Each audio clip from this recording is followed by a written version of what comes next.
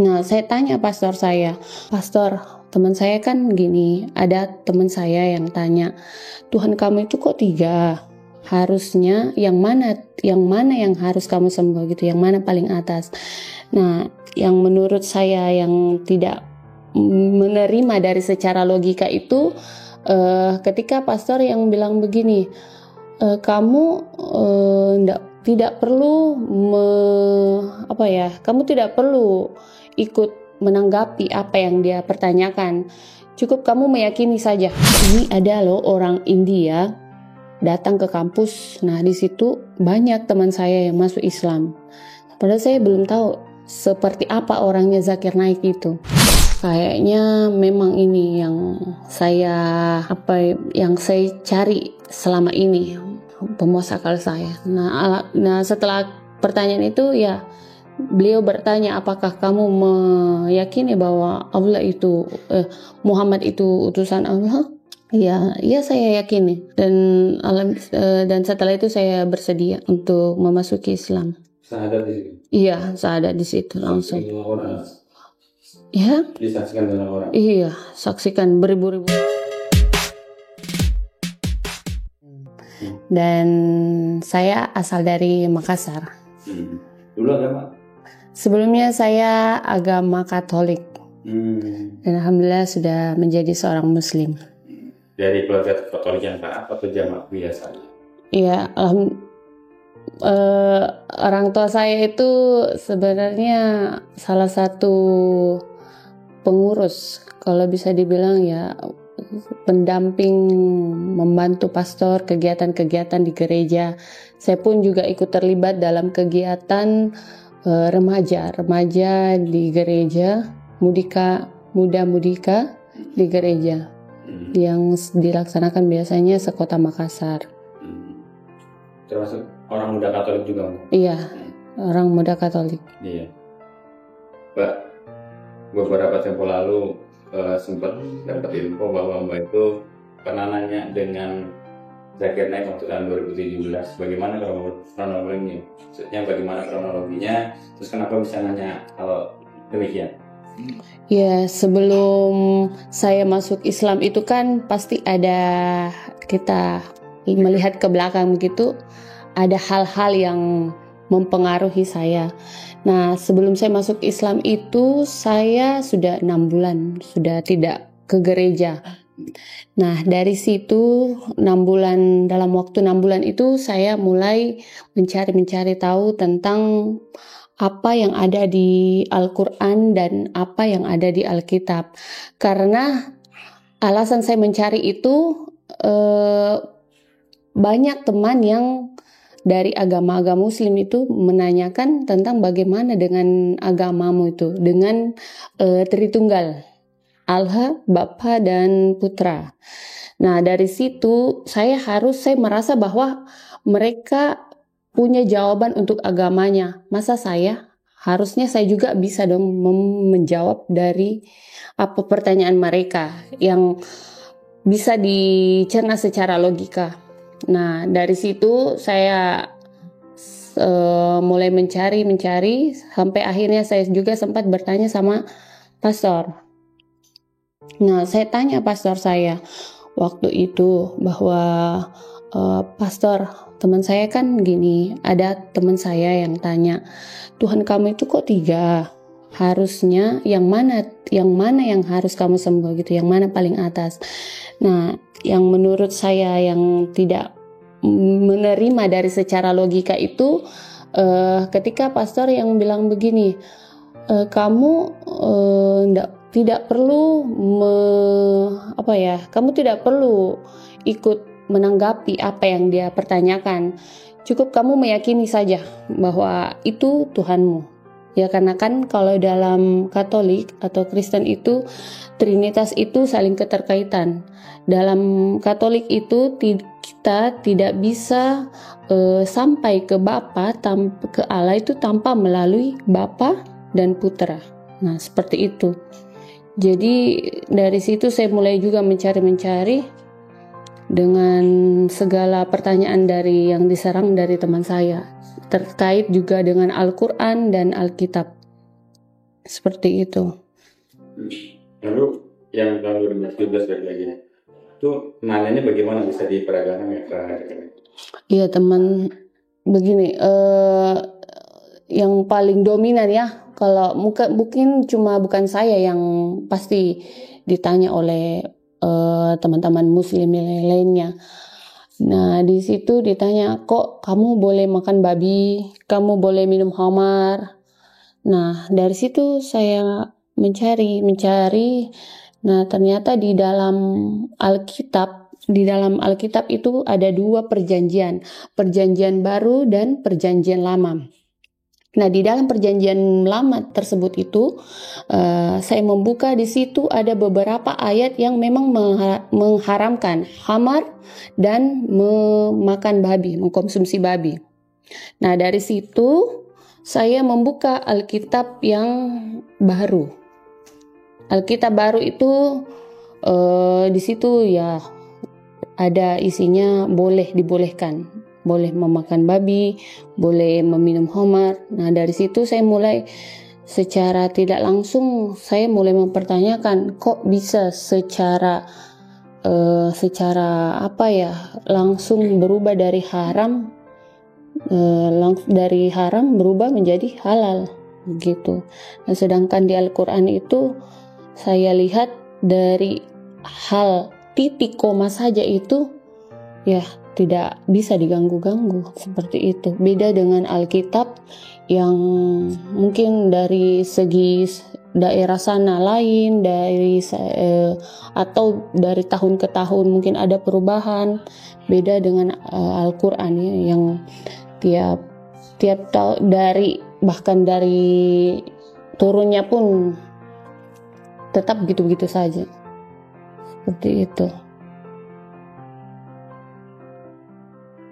Saya belum dapat tip ketika monumental pertanyaan sama Zakir Naik itu loh, maksudnya gitu. Gimana kronologinya, terus bagaimana respon dari keluarga dan sebagainya, pun itu ditayangkan bahkan sempat viral gitu. Iya, waktu kejadian itu ya sebenarnya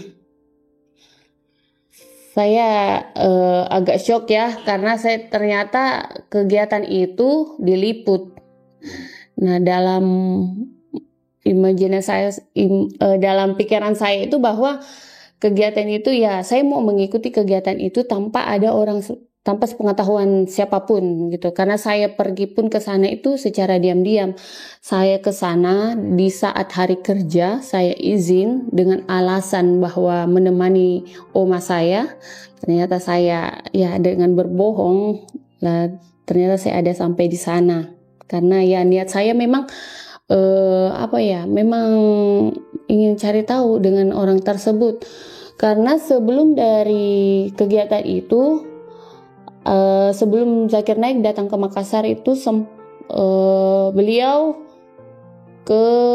kalau tidak salah ke Bandung. Nah dari Bandung itu ada salah satu sepupu saya yang ngabarin bahwa ada loh orang India datang ke kampus. Nah di situ banyak teman saya yang masuk Islam. Padahal saya belum tahu seperti apa orangnya Zakir Naik itu.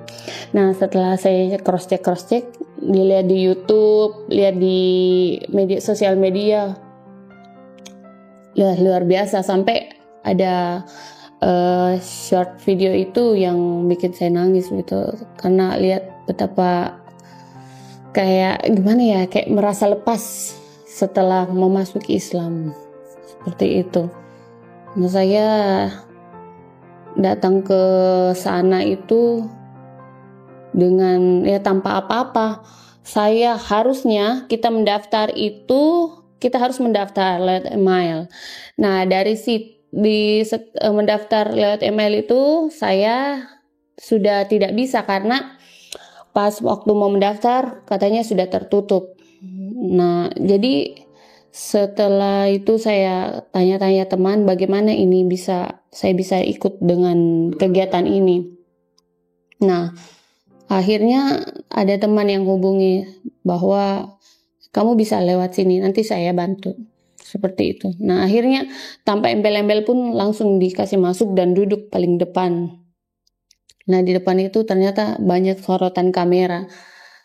Dari situ mendengar penjelasan beliau tentang Islam, tentang Katolik, tentang pokok yang saya salut sama beliau itu karena dia menghafal 4 kitab yang ya mungkin orang yang jarang ya seperti orang beliau. Nah dari situ saya mengapresiasi bahwa wah ini orang hebat.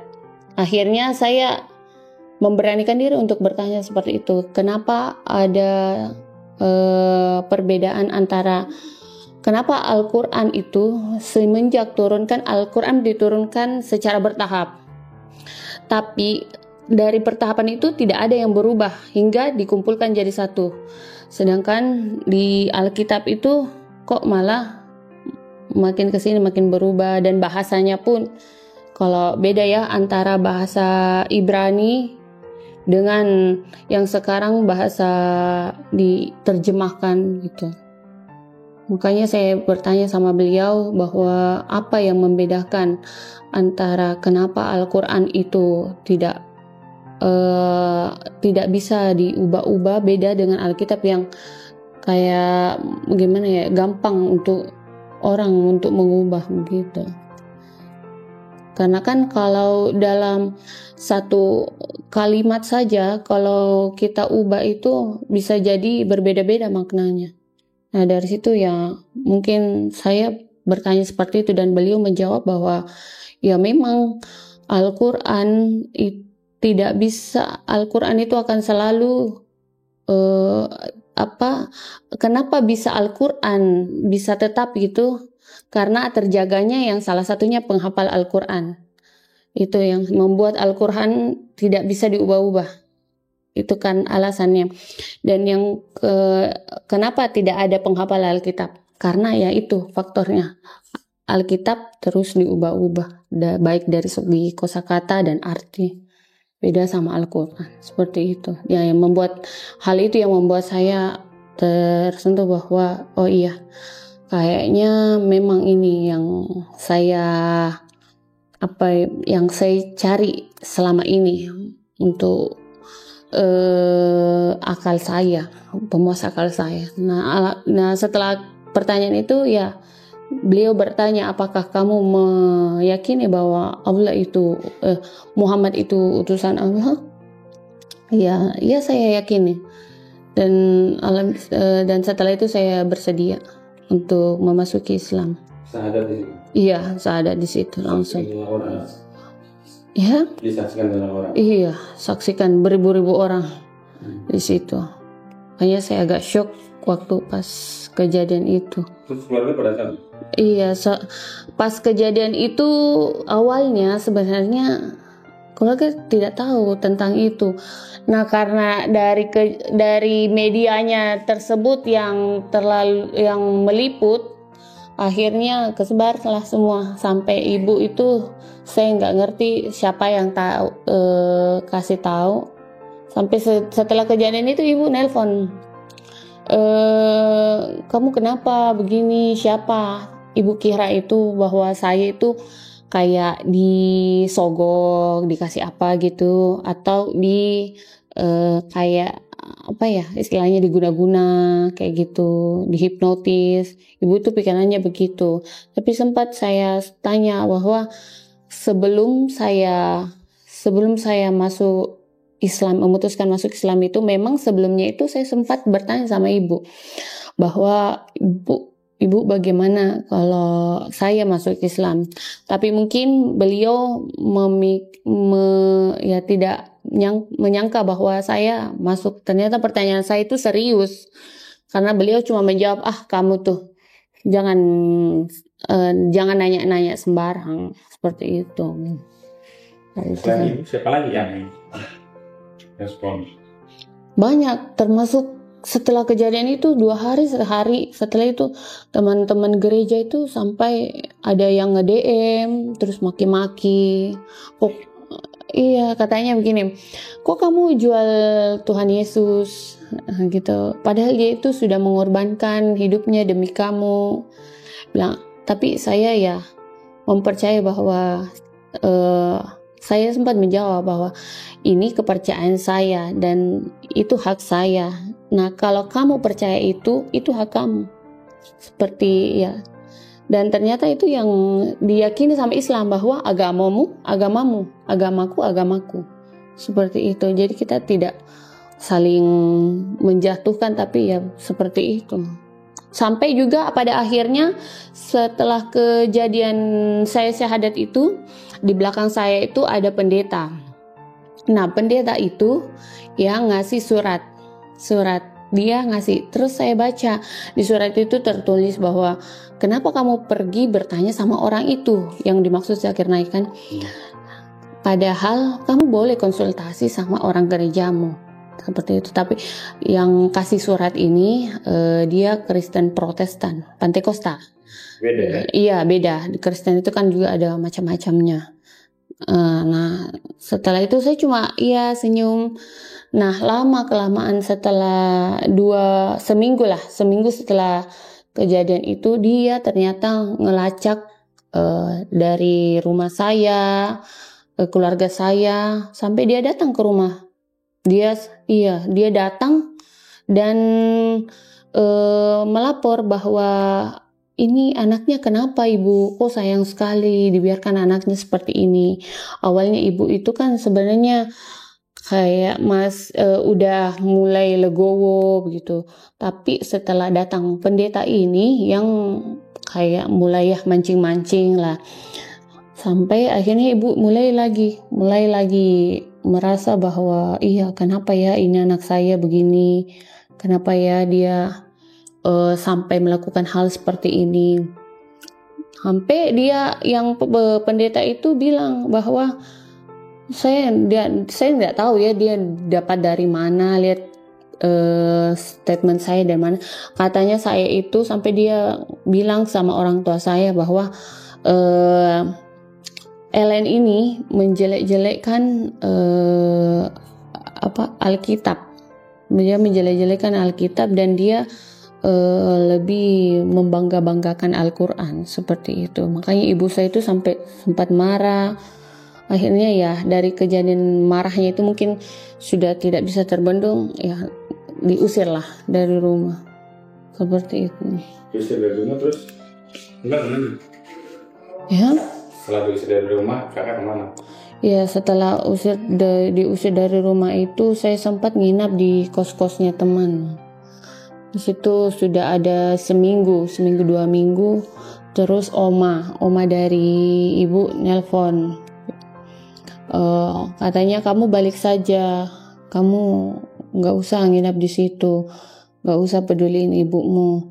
Nah, ibu itu sempat bercekcok sama oma, katanya kalau saya yang kembali berarti ibu yang keluar, seperti itu. Tapi oma tetap bilang apapun yang terjadi kamu kembali saja, kembali ke rumah begitu, maksudnya tetap bukan kembali ke agama sebelumnya.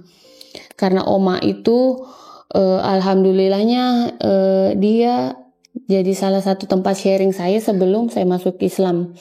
Dia sempat saya tanya bahwa bagaimana, setuju tidak kalau saya masuk Islam. Nah, beliau menjawab, kalau memang itu keyakinan kamu, ya kamu jalani saja. Karena agama itu, yang harus kamu tahu itu bahwa agama itu bukan tempat main-main. Kamu harus serius. Jangan jadikan itu sebagai permainan. Nanti kamu masuk ini, nanti ada kejadian apa, terus kamu balik lagi. Kamu harus, kalau sudah berpindah, harus tetap di situ. Karena itu pilihan kamu, seperti itu. Setelah masuk Islam, lalu diusir orang tua, belajar Islamnya setelah itu gimana yang lebih intens? Dari saya intens itu belajarnya dari awalnya saya dari guru ngaji, cari guru ngaji. Karena saya kan setelah diusir itu sempat setelah masuk Islam itu sudah 2 kali diusir dan 2 kali didatangi pendeta. Iya. Pendeta yang kedua itu hampir sudah ditaruh di atas kepala saya tangannya. Dia itu niatnya mau baptis saya kembali. Pada saat itu bulan Ramadan. Nah, dari situ saya bilang, apa ini? Kenapa? Lah, enggak. Nah, saya cuman mau kalau kamu itu sadar seperti itu. Jadi saya tetap berdiri. Dia datang terus maju sambil megang kepala saya. Nah, dari situ saya bilang, enggak mau. Saya tetap, ini pilihan saya. Saya enggak mau diintervensi siapapun. Ini pilihan saya, bukan dari orang-orang yang di sekeliling saya. Nah, dari situ setelah itu saya lari dari rumah itu, karena yang itu saya terus dihantui dengan hal-hal seperti itu. Semenjak saya lari itu sempat sakit. Nah, sakit itu saya sempat sakit karena mungkin terlalu stres. Nah, sakit itu didiagnosa saya itu tifus. Nah, setelah dicek teman saya waktu itu yang bawa ke rumah sakit, dicek ternyata bukan cuma tifus, kayaknya ada juga paru-paru basah sedikit. Tapi waktu masuk di rumah sakit itu, BPJ saya ternyata tidak diaktifkan. Ya, jadi saya masuk rumah sakit itu, teman bawa itu dengan nol. Seperti itu, tidak ada sama sekali uang yang ada. Nah, setelah itu saya minta sama teman saya, tolong kamu bawa pulang saja saya, karena saya memang tidak punya biaya untuk perawatan.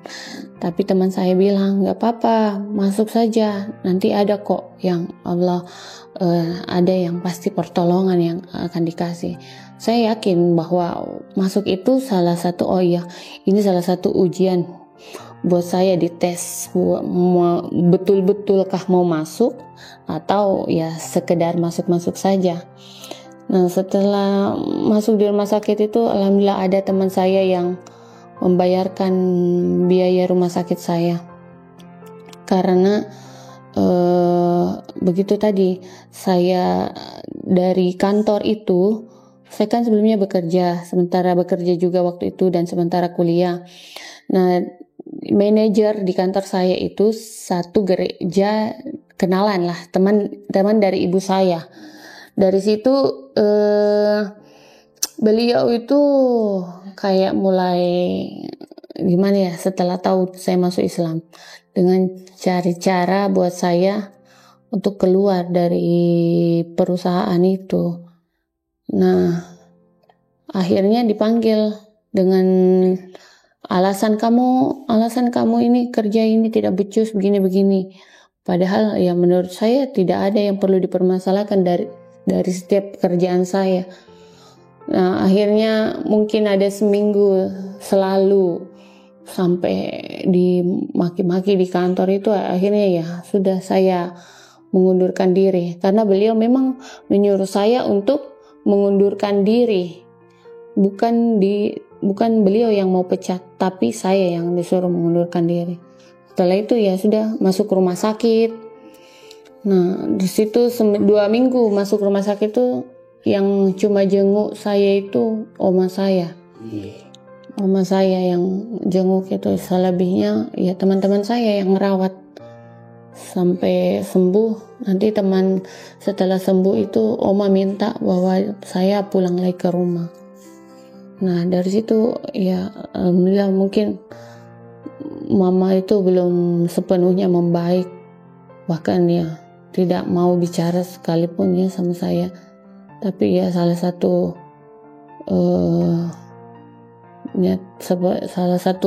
keinginan saya bahwa ya setiap doa saya itu bahwa minta dilembutkanlah hatinya untuk ini dari setiap apa yang terjadi. Waktu saya itu ini penyadarkan jalan. Iya. Cerita Mbak. Yang mana? Waktu nikah akhirnya ibu datang. Oh, paling terharu ya. Iya. Waktu saya nikah itu kan memang belum ada restu.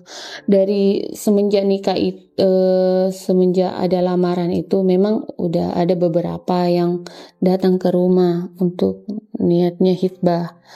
Nah, setelah itu mungkin karena dari situ ibu belum ada progres untuk berbaik begitu, baik kembali baik. Ya mungkin ya satu persatu mundur semua laki-lakinya.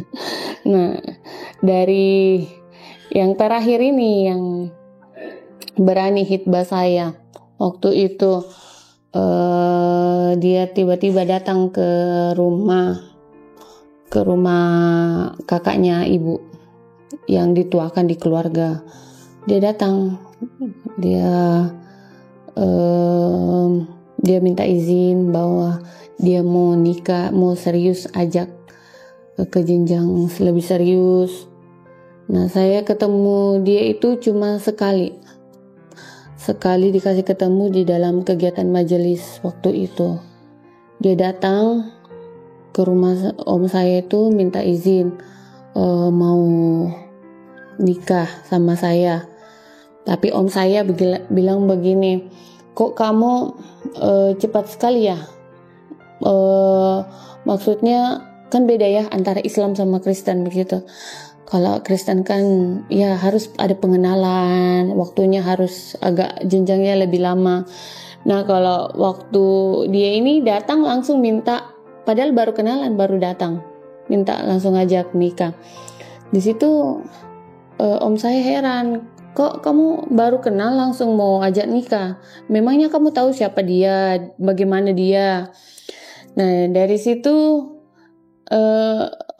setelah dia datang menjelaskan, oke, dia pulang. Terus om saya tuh kasih wejangan, kamu tuh jangan cepat mau nikah begitu. Paling tidak kamu nikah kenalnya itu 1 tahun 2 tahun, maunya om saya gitu.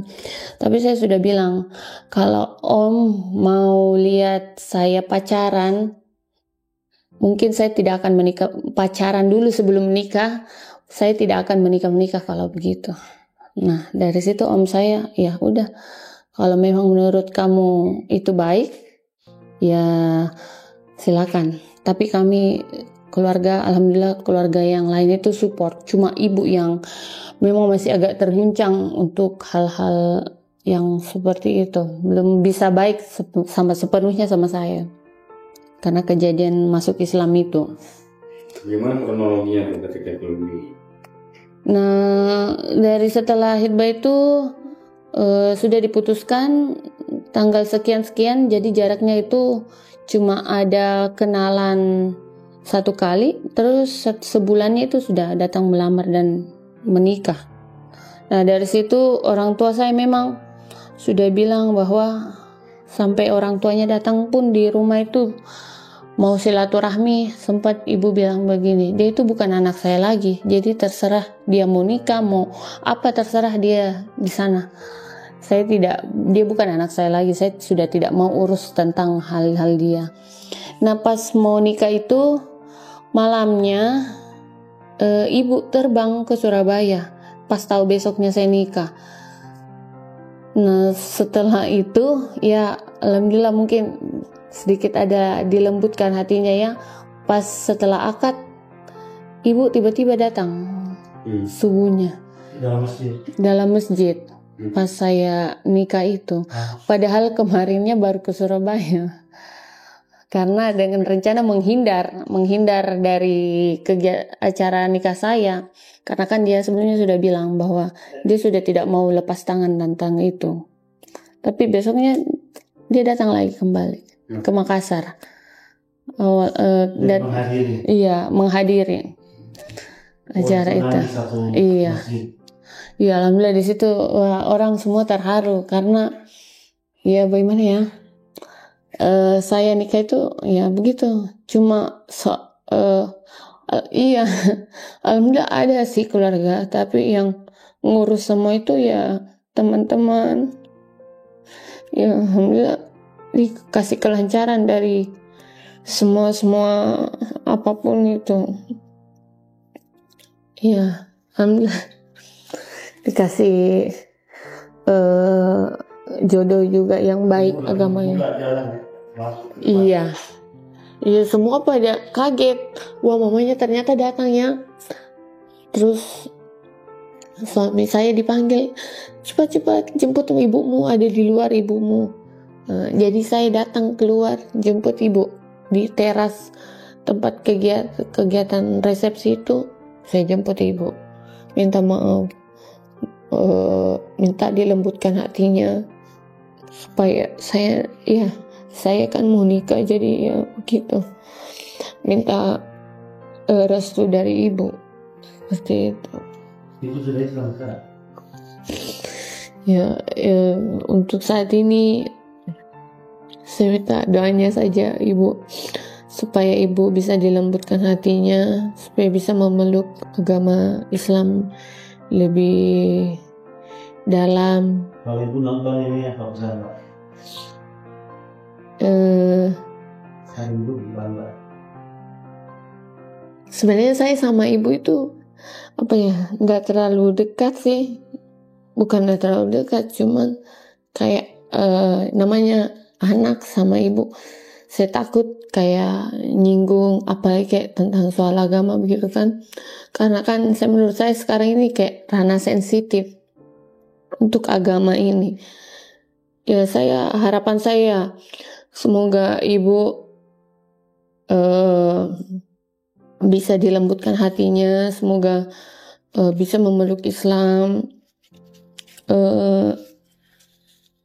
Islam itu sebenarnya bukan agama yang mengekang, tapi ya dari Islam itu agama yang saya rasa ya, dia menjaga kita begitu, apalagi kita sebagai perempuan, menjaga kita dari lingkungan sekitar, menjaga kita dari hal-hal yang buruk, menjaga kita dari batasan-batasan yang memang bukan muhrim kita dengan laki-laki, karena yang larangan tersebut itu bukan untuk mengekang, tapi kembali ke diri kita untuk menjaga kita seperti itu. Karena persepsi ibu saya itu kok Islam itu ini ya terlalu terlalu menekan, terlalu, padahal Islam itu ya sampai sekarang saya yang rasa itu luar biasa. Mbak, terakhir Mbak, apa ya harapan Mbak? Iya, buat teman-teman yang mungkin Islam dari lahir ya, kalian itu harusnya bersyukur begitu. Tidak perlu, bahkan mungkin orang tua kalian ya mendukung kalian untuk pakai jilbab, tanpa perlu kalian harus bersembunyi-sembunyi seperti saya waktu itu harus bersembunyi-sembunyi 5 meter dari rumah baru pakai jilbab, pulang ke rumah baru lepas jilbab seperti itu. Karena ya harus dijaga antara hubungan anak sama orang tua dan keluarga. Buat teman-teman yang Islam itu ya, kalian harus bersyukur bahwa tidak ada hal yang rintangan yang kalian hadapi itu dalam lingkup keluarga ya. Karena bagi saya, kalau keluarga kita sudah mendukung itu, untuk lingkungan keluar itu kita sudah tidak perlu ragu, karena orang yang di dalam pun itu yang mendukung kita seperti itu. Dan buat teman-teman para mualaf yang masuk Islam, baru masuk Islam ya, semoga kalian diberikan kekuatan, karena Islam itu insya Allah menjanjikan apa yang ada dalam Al-Quran, apa yang dalam hadis, insya Allah dijanjikan. Seperti salah satu hadis pertama itu, indal a'malu binniyat wa inna likulli imri'in nawa faman kanat hijratuhu ila Allahi wa rasuli fa hijratuhu ila Allahi wa rasuli. Jadi barang siapa kita berhijrah karena Allah dan Rasulnya, insya Allah kita mendapatkan pahala dari apa yang kita niatkan tersebut. Faman kanat hijratuhu lidunya yusibuha, barang siapa kita berhijrah karena dunia dan perempuan yang diinginkan, ya kita hanya mendapatkan sebatas itu. Jadi jangan sampai hijrah kita itu hanya sebatas dunia, tapi insya Allah semoga hijrah kita itu bisa membawa kita ke akhirat. Dunia memang dunia memang tempatnya susah. Insya Allah setelah mati itu sudah tidak ada lagi rasa sakit ya, rasa sakit, rasa susah, rasa sedih. Insya Allah semua ada dijanjikan sama